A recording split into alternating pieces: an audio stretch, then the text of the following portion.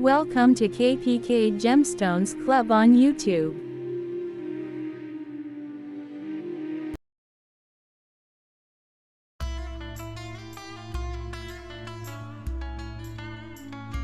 Egyptian civilization. Ancient Egypt can be thought of as an oasis in the desert of northeastern Africa, dependent on the annual inundation of the Nile River to support its agricultural population. The country's chief wealth came from the fertile floodplain of the Nile Valley, where the river flows between bands of limestone hills, and the Nile Delta, in which it fans into several branches north of present-day Cairo. Between the floodplain and the hills is a variable band of low desert that supported a certain amount of game. The Nile was Egypt's sole transportation artery.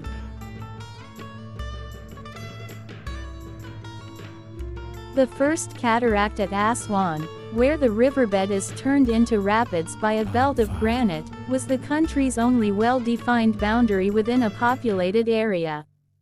To the south lay the far less hospitable area of Nubia, in which the river flowed through low sandstone hills that in most regions left only a very narrow strip of cultivable land. Nubia was significant for Egypt's periodic southward expansion and for access to products from farther south. West of the Nile was the arid Sahara, broken by a chain of oases some 125 to 185 miles 200 to 300 kilometers from the river and lacking in all other resources except for a few minerals.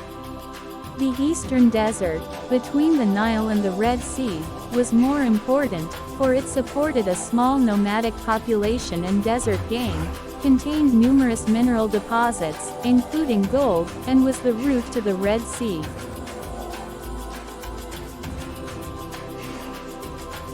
To the northeast was the Isthmus of Suez.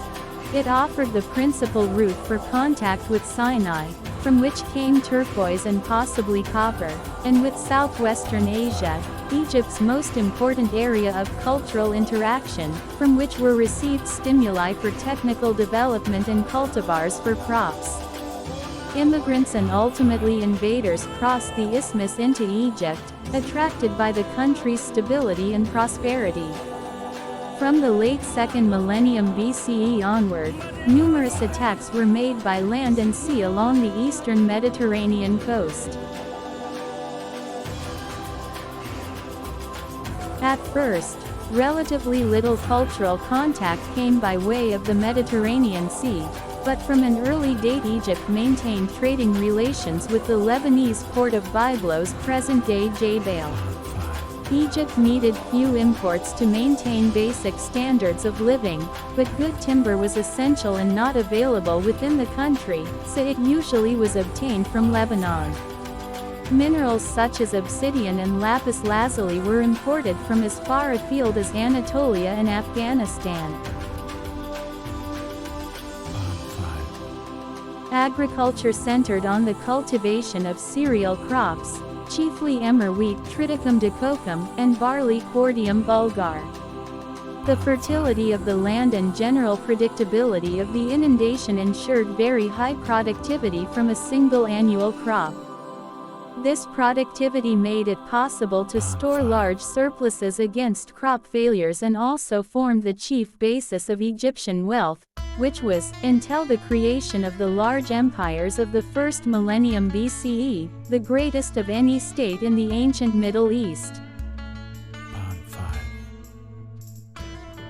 Basin irrigation was achieved by simple means, and multiple cropping was not feasible until much later times, except perhaps in the lakeside area of Al Fayum. As the river deposited alluvial silt, raising the level of the floodplain, and land was reclaimed from marsh, the area available for cultivation in the Nile Valley and Delta increased, while pastoralism declined slowly. In addition to grain crops, fruit and vegetables were important, the latter being irrigated year-round in small plots. Fish was also vital to the diet. Papyrus, which grew abundantly in marshes, was gathered wild and in later times was cultivated. It may have been used as a food crop, and it certainly was used to make rope, matting, and sandals. Above all, it provided the characteristic Egyptian writing material, which, with cereals, was the country's chief export in late-period Egyptian and then Greco-Roman times.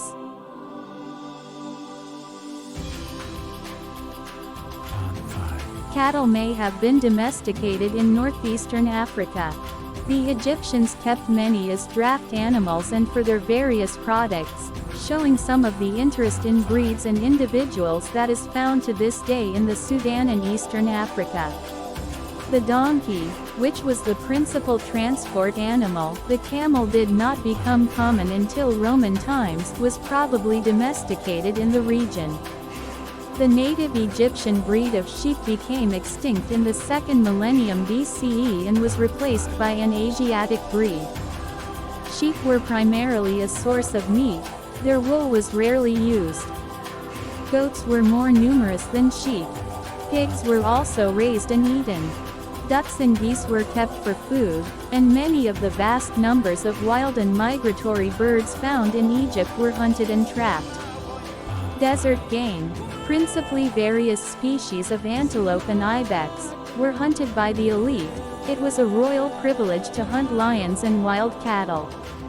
Pets included dogs, which were also used for hunting, cats, and monkeys. In addition, the Egyptians had a great interest in, and knowledge of, most species of mammals, birds, reptiles, and fish in their environment.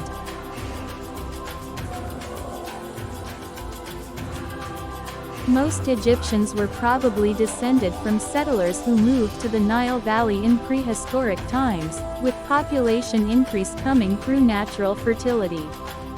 In various periods there were immigrants from Nubia, Libya, and especially the Middle East.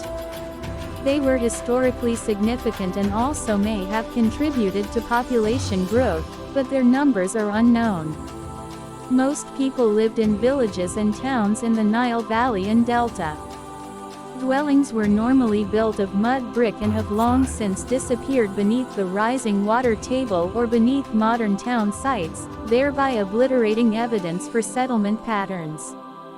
In antiquity, as now, the most favored location of settlements was on slightly raised ground near the riverbank, where transport and water were easily available and flooding was unlikely.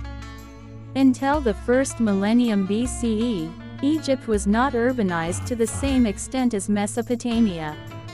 Instead, a few centers, notably Memphis and Thebes, attracted population and particularly the elite, while the rest of the people were relatively evenly spread over the land.